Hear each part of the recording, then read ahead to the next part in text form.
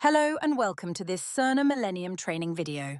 This video has been created to show nursing staff how to complete their handover documentation using the Whiteboard list screen.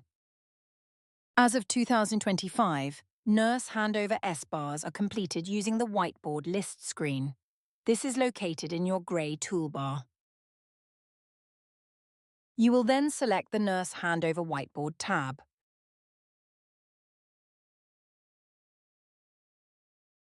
Locate the patient you wish to create the S-bar for.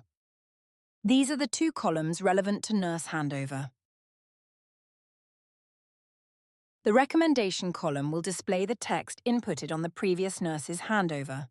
All nurses must check the nurse handover whiteboard when starting a shift, and all patients should have a completed handover at least every 14 hours. To complete the S-bar, click into the open cell for Nurse Handover Power Form, select Create, then select the nurse handover. The Power Form will then display on screen. Starting with Situation, you will notice that the content displaying has been imported from the patient's record. For example, presenting complaint has likely been completed by a doctor previously.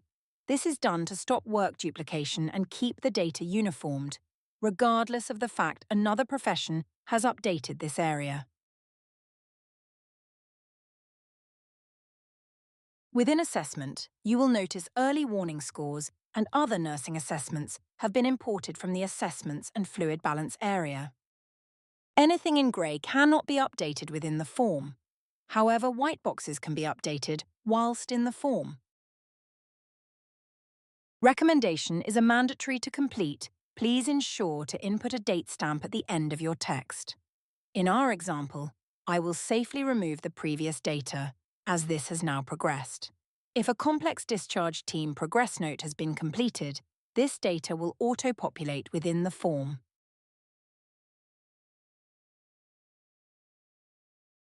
Here we can search for the relevant clinician who is liaising with the patient's family members.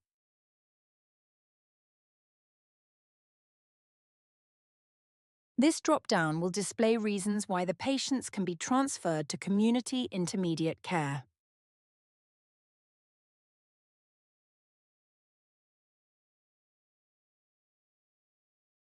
Once you have completed the handover power form, select the green tick to sign in the top left corner.